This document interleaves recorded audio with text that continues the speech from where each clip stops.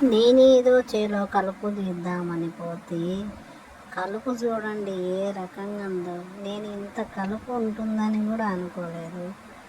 అంత ఆకు తోటకూర ఉన్నట్టుంది చూడండి, ఎంత సన్నగా ఉందో. ఇంత కలుపు నేను ఒక్కదాన్ని తీయగలనంటారా? చూడండి ఎంత కలుపు ఉందో. చిన్న చిన్నగా మొక్కలు, మిరప మొక్కల కంటే ఇవే బాగా పెరిగేటట్టుంది కలుపు మొక్కలు. చూడండి ఎంత దొరుకుతున్నా కానీ అవి చూడండి ఎంత కలుపు ఉందో. నేనేదో చేలో ఏముండదులని నేను అనుకున్నాను, కానీ ఇంత కలుపు ఉంటుందని కూడా నేను ఊహించలేదు. చూడండి ఎంత కలుపు ఉందో. ఇంత కలుపు ఉంటే మిరప చెట్లు ఏడ పెరుగుతాయి?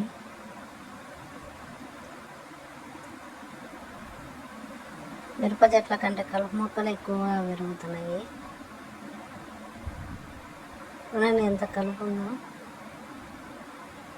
ఈ కలుపు తీయాలంటే నాకు సుమారుగా కుళ్ళోళ్ళే పట్టేటట్టున్నారు. ఎంత కలుపు ఉందో చూడండి.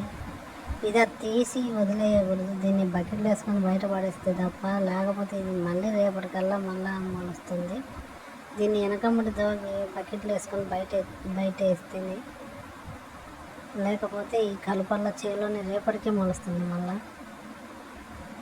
తుంగ ఉందిలే అనుకుంటే అది పోయి మళ్ళీ పాయలాకు వచ్చింది. చూడండి ఎంత కలుపు ఉందో సార్లు.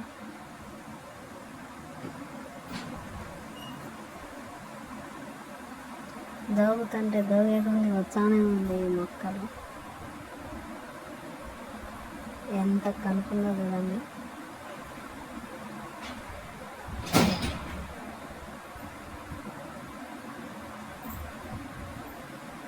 దోగుతున్నా కానీ పోతుందండి. దీని ఏరు ఎంత అడుగు, ఎంత లోతుగా ఉందో చూడండి.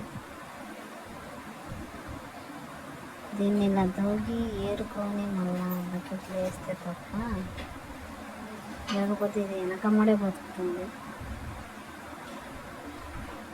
ఉన్న మిరప మొక్కలు ఏమన్నా పెరిగాయో చూడండి. ఎంత మందు వేస్తున్నా కానీ కలుపు మొక్కల కన్నా బలం ఉందేమో కానీ మిరప మొక్కలకి అయితే బలం లేదు. వేసిన మందులు కలుపు మొక్కలే తింటున్నాయి సగం.